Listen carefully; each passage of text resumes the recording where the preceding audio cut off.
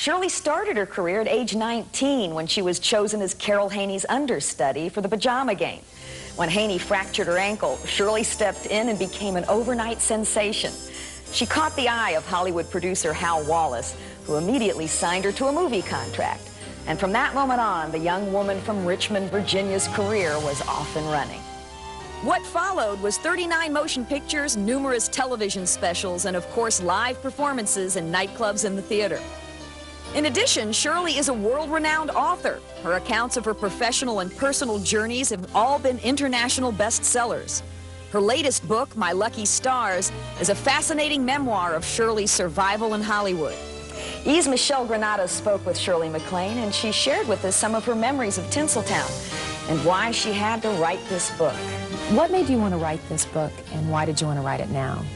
It was realizing that it was 40 years since I began, and it was a time when I needed to reflect and I think resolve a lot of feelings, and I wanted to express my appreciation for all the people that were teachers to me and the extraordinary talent and this sort of kaleidoscope of passion that went into all these people's makeups and their talent and their own contributions. I don't know. I didn't even realize who was going to come up for me to write about. When I started, these were the people who seemed to be the most urgent for me to look at, to thank, to celebrate, and resolve. In My Lucky Stars, Shirley accounts her early madcap movie days with her male co-stars, Dean Martin, Jerry Lewis, and the incomparable Frank Sinatra.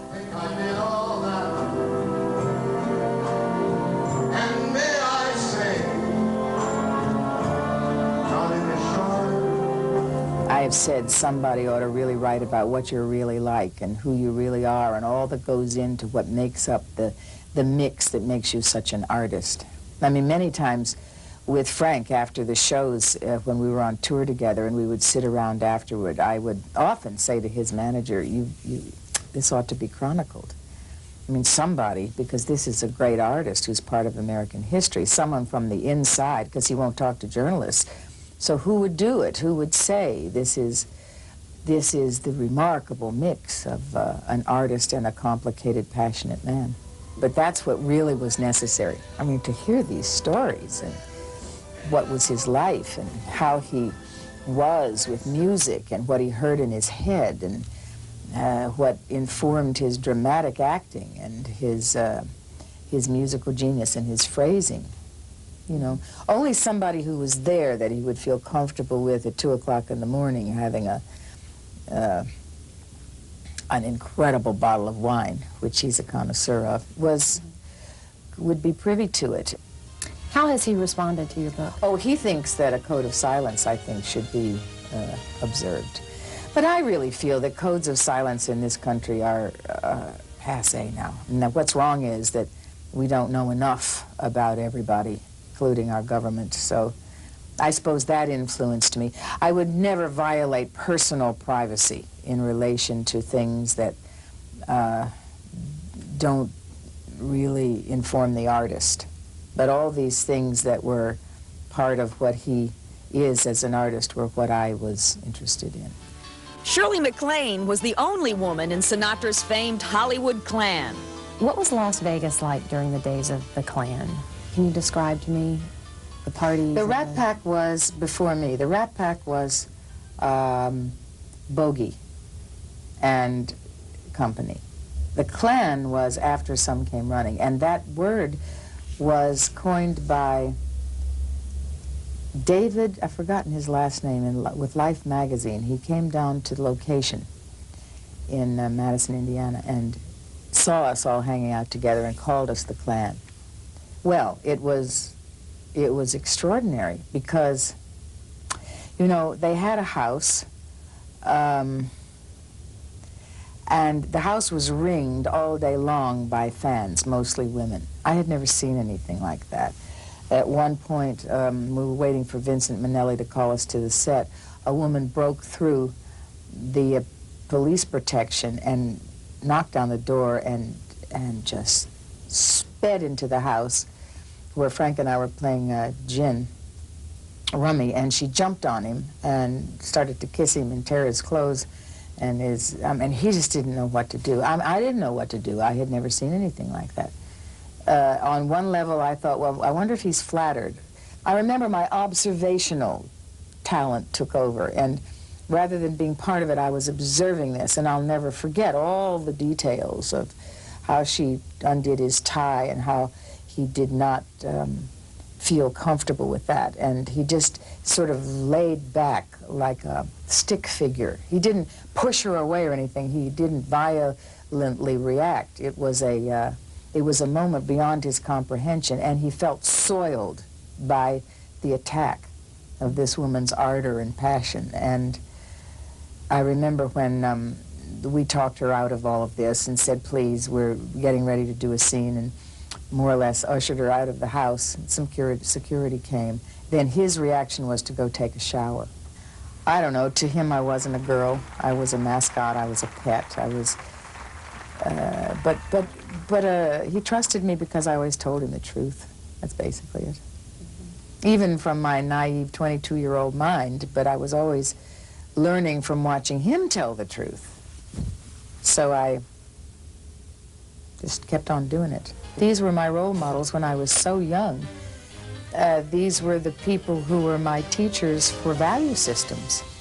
So it didn't occur to me that it was anything unusual to be around him or any of his friends at a time when I was growing up. I had nothing to compare it to.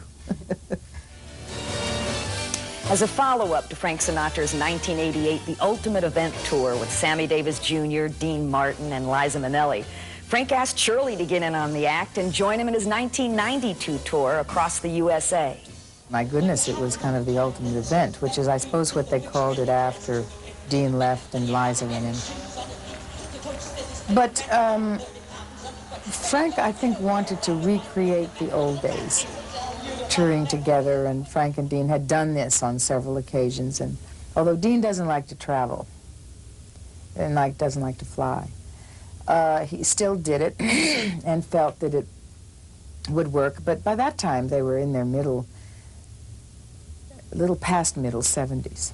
And it's not, you can't go home again, really. And I think what happened was that Frank has a much younger spirit than Dean. Frank is still out driving everyone else when it comes to time and bed and sleeping and rest and just raising the arm for fun at the end of a night. He is incredible. I don't know where he gets his energy.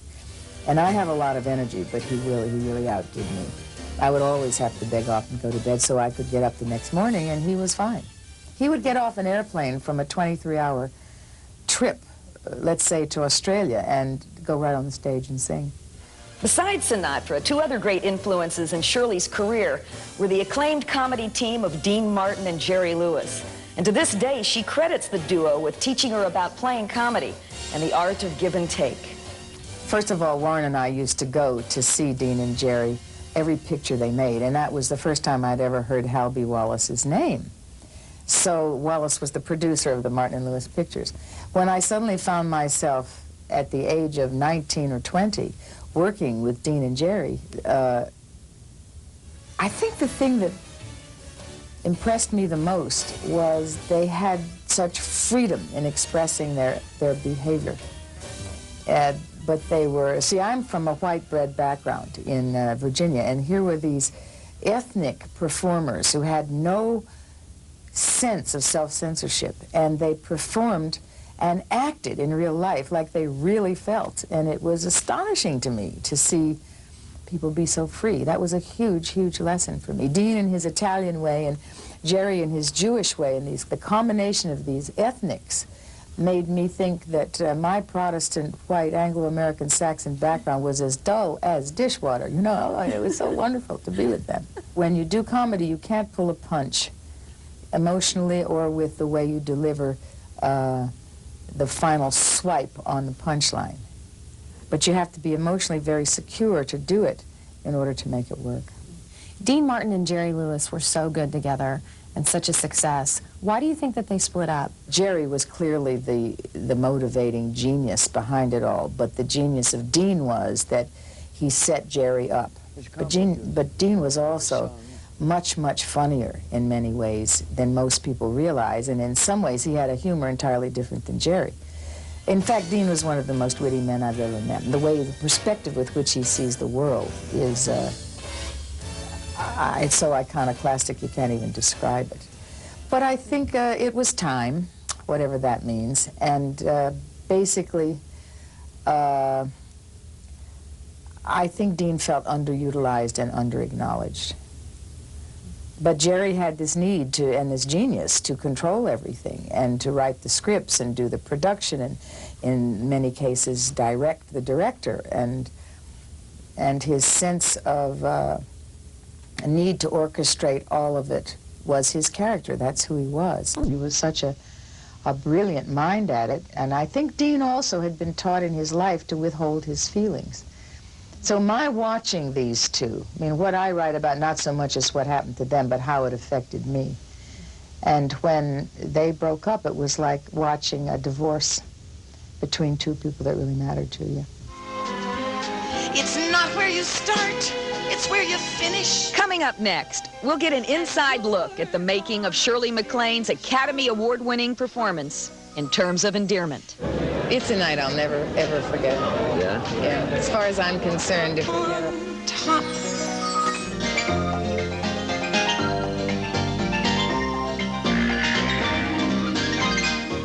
Welcome back to Extreme Close-Up, E's half-hour interview show with Oscar winner Shirley Maclaine.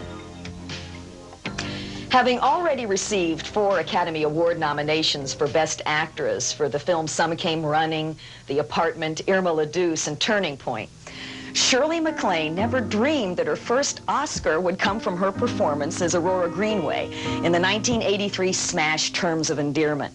What surprised Shirley was that this film was the most difficult for her to shoot, as told to Michelle Granados. What was making Terms of Endearment like? I didn't have a good time at all. But then that was my fault, because I couldn't relax and enjoy all these. Well, you can't enjoy all this Sturm-und-Drang, as he said, but I think, I don't know what I would do now if the same thing went on. But look what came out of it. So in that way, I would have to say the end justifies the means, and he was right. Everybody was right. And I think I was right, too. I think we were all right. I probably should have expressed, and this is another thing I learned, I should have expressed my feelings of being thrown off for no reason, it didn't seem to me, earlier. Jack did. I didn't have the courage. They all had much more courage than I did in terms of working the way they wanted to. I should have said, look, I need a little more peace, I need a little more comfort and security that are you real here or are you acting here?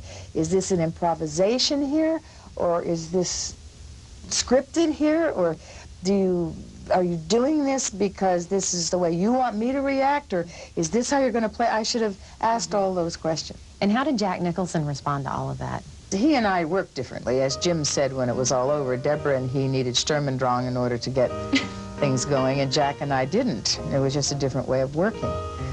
But when things are out of control, when Jack feels that there is sort of a subtle chaos going on, which really was happening.